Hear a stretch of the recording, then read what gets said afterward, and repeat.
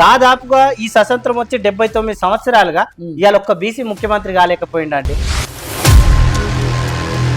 మా జనాభా కంటే కూడా మేము తక్కువ రిజర్వేషన్ అడుగుతాం. అంటే ఎవరిని అంటున్నారు ఇప్పుడు మీరు? రెడ్డి జాగృతి వాళ్ళని అంటారా? 100%. ఇవాళ ప్రతి గ్రామంలో జనరల్ అనంటే అది మీది కాదు. అవును.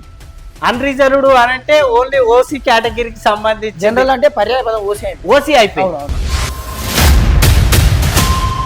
అంటే ఇట్లా కూడా అనుకోవచ్చు కదా, బీజేపీకి బీఆర్ఎస్కి ముందే తెలుసు ఇది సాధ్యం కాని హామీ, కాంగ్రెస్కు తెలుసు కానీ ఈ బీసీలను వాడుకుందామని అనుకుంటేమో. ఈడబ్ల్యూఎస్ రిజర్వేషన్ పేరు మీద 10% రిజర్వేషన్లు ఇలా ఓసీలకు తీసుకురావడం జరిగింది. అంటే వాళ్ళకి రిజర్వేషన్ పెంచినప్పుడు ఇలా 50% దాటలేదా రిజర్వేషన్? మనకు రిజర్వేషన్లు పెంచుతా అన్నోని దిక్కుండమంటవా? అదే నీకు రిజర్వేషన్లు ఇయ్యని పో అన్నోని దిక్కుండమా?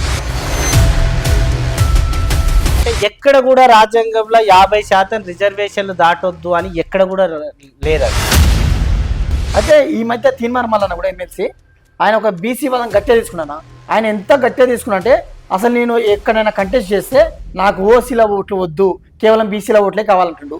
సేమ్ నా క్వశ్చన్ ఏంటంటే ఇప్పుడు 56% ఉన్న మీ బీసీలు మీకు మీరే ఓట్లు వేసుకుంటే ఇంత ఐక్యత ఉంటే మీరు రిజర్వేషన్ అడిగే పరిస్థితి ఉండదు కానీ. అలా బీసీ జనాభా 56% కదా విత్ ముస్లిమ్స్. 42% రిజర్వేషన్ ఎందుకు అడుగుతున్నారు? 56 అడగచ్చు కదా. 2018లో కేసీఆర్ ఏం చేసిందంటే వీళ్ళ రిజర్వేషన్ 50% దాటుతున్నది రిజర్వేషన్లు అనే ఉద్దేశంతో ఒక చట్టం చేయడం జరిగింది. ఓకే. ఎవరైతే ఇట్లాంటి రెడ్డి జాగృతి సంబంధించినటువంటి బొట్టెంగారి మాధవరెడ్డి గారు లాంటి వాళ్ళు, ఈ వంగ గోపాల్ రెడ్డి లాంటి వాళ్ళు, ఈ యొక్క అహంకారం కలిగినటువంటి రెడ్డి అహంకారం కలిగినటువంటి వాళ్ళకు మాత్రమే మేము వ్యతిరేకం.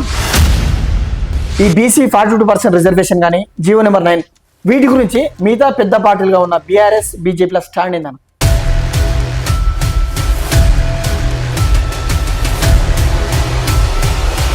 అంటే ఇప్పుడు రాజకీయ ఉనికి కోసానికే కవిత డ్రామా అంటారా? అన్ని రాజకీయ పార్టీలు బీసీలను మోసం చేస్తూనే ఉన్నాయి. ఈ రాష్ట్రానికి 2028లో 3వ బీసీ ముఖ్యమంత్రి అవుతాడని నేను మీ ఛానల్ ద్వారా అయితే తెలియజేస్తాను. అలా ఈ బీసీ సబ్జెక్టు పక్క పెడితే మిమ్మల్ని వ్యక్తిగతంగా ఒక ప్రశ్న అడుగుతున్నా. మీరు గతంలో ఒంగూరు నుంచి ఇండిపెండెంట్ జడ్పీటీసీగా కూడా పోటీ చేశారు. ఈసారి కూడా ఒంగూరు జడ్పీటీసీగా పోటీ చేయబోతున్నారు. బట్ ఒక పర్టికులర్ పార్టీ నుండి అనేది ఒక గాసిప్ ఉందన్న, ఎంతవరకు నిజం? మా ఛానల్ తరఫున చెప్పండి.